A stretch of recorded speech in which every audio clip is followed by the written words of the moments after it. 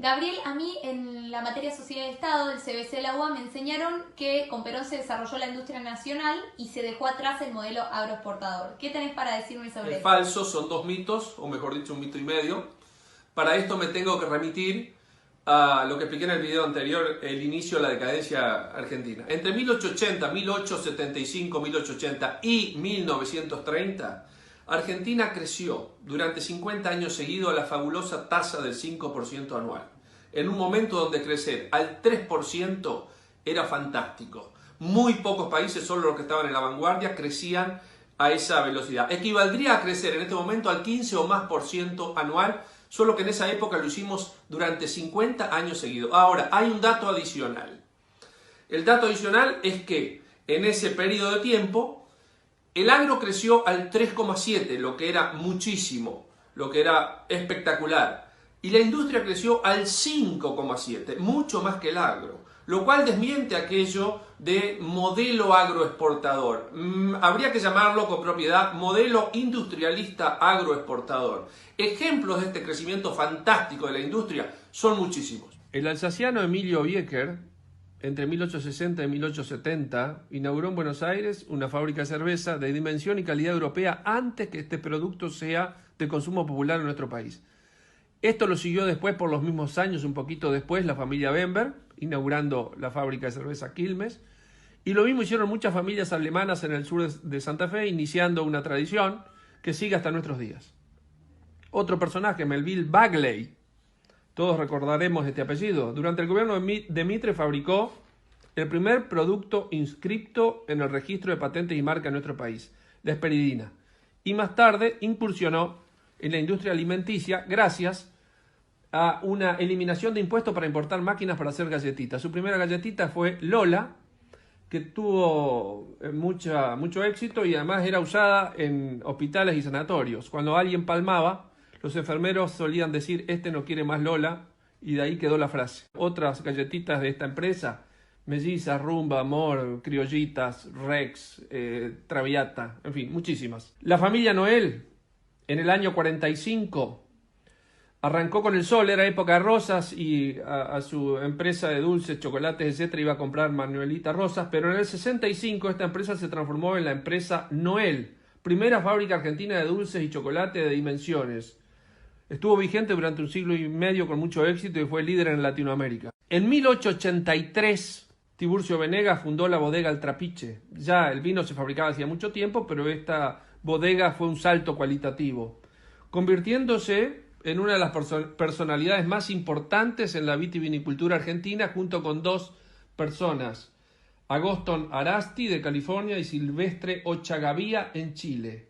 Desde 1853, fecha de nuestra Constitución Nacional, los nuevos emprendimientos industriales vinculados directamente a la producción rural, como frigoríficos, industria bodeguera, azucarera y lechera. Me voy a referir a una sola, la industria lechera.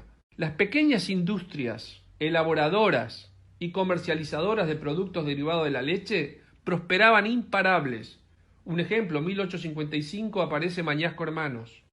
Un poco más tarde, suena una explosión alrededor de las estaciones de tren. Por ejemplo, los suecos de Benzoni, la Escandinavia, la Delicia, en las estaciones Gándara, Jepener y Florencio Varela respectivamente. Italianos como Rinaldini en la estación Marcos Paz. Ingleses como Coan o Mahon en la estación Altamirano. Daneses como Larsen y Oysen en la estación Chascomús. Argentinos como Jorge Guerrero en la estación Guerrero. O La Martona en Vicente Casares entre Montegrande y Cañuelas. En 1884...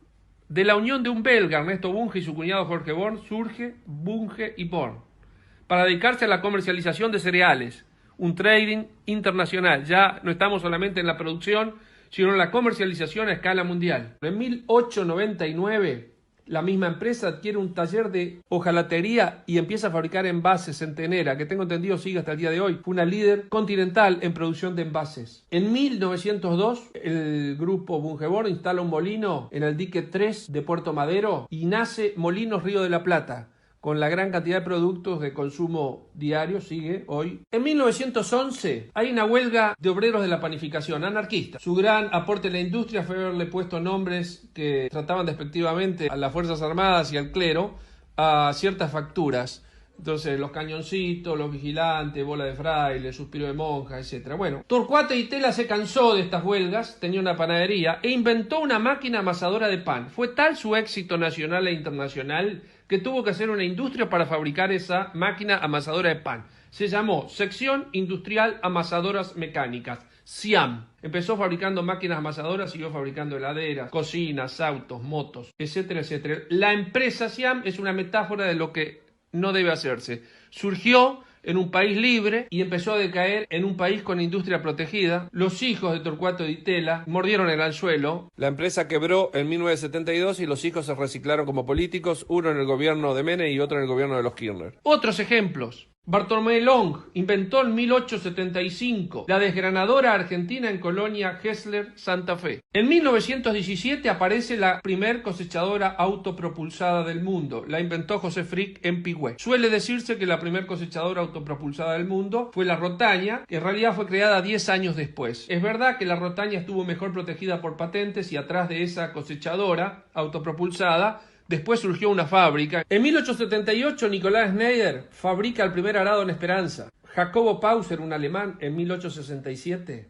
creó un emporio de artes gráficas y puso a la actividad editorial argentina en la cima de Iberoamérica por mucho tiempo en esta cuestión. En 1870 Sebastián Bianchetti se hizo presente con sus famosas balanzas que lo que tenemos ciertos años hemos visto en los comercios. Pequeñas industrias de cerilla de fósforo prosperaban en Barraca y de la unión de 3 de ellas nació en 1889. Surge de estas empresas de cerilla la Compañía General de Fósforo que continúa hasta nuestros días. Empresarios. Teníamos tremendos empresarios como Ernesto Torquins, que invirtieron e impulsaron no solamente pueblos y ciudades como la que lleva su nombre, sino que invirtieron en empresas como la Fundición Zamboni, los astilleros de Berisso, Cerámica Ferrum, Tamet y San Cicena, entre otros emprendimientos. En 1886 lo vemos a este Torquins invirtiendo en ferrocarriles en el norte de Santa Fe, cuando recién llegaban los primeros colonos y empezaba a poblarse la zona. Y también invirtiendo en la exploración y explotación de petróleo en 1886, 87, 88. En 1860, el austrohúngaro Nicolás Mijánovich inicia un imperio naviero que después continúa Dodero. En ese momento teníamos un imperio naviero. Hoy en día la mayor parte de la flota fluvial que transporta por el Paraná está en manos de empresarios paraguayos, porque no se puede competir con los costos argentinos, los impuestos argentinos y los costos laborales argentinos con nuestros colegas paraguayos. En 1824, para poner el último ejemplo, Steverling funda Algodonera Flandria. Con el tiempo se convierte en una industria floreciente y en su entorno crece una ciudad, Flandria, es cerca de Luján. Como estos ejemplos podríamos seguir al infinito. Este era el país que en 1889, con motivo de los 100 años de la Revolución Francesa, en la Exposición Universal de París, asombraba al mundo. Había dos cosas que todos miraban. Una era la Torre Eiffel y la otra era un pabellón que imitaba un palacio. Era el pabellón argentino, donde se veían, por supuesto, los productos agrícolas y ganaderos que venían de las míticas pampas, pero también se veían multitud de industrias, como por ejemplo la Cámara de Conservación en Frío de la empresa San Cicena y tantos otros que maravillaban. Esto hacía decir, por ejemplo, a algunos periódicos franceses: su futuro es tan grande, referido a la Argentina, su prosperidad creciente, su situación excepcional, comparable a la de los Estados Unidos del Norte. Todo esto se logró en un país que respetó durante esos 50 años, no después, el sistema económico alberdiano plasmado en nuestra Constitución Nacional, que podríamos resumir en 3-4 parámetros: respeto absoluto a la propiedad privada, libertad de comercio, muy pocos impuestos, moneda sana y libertad para producir y trabajar, sin subsidios, sin protecciones, sin transferencia de ingreso, sin redistribución del ingreso.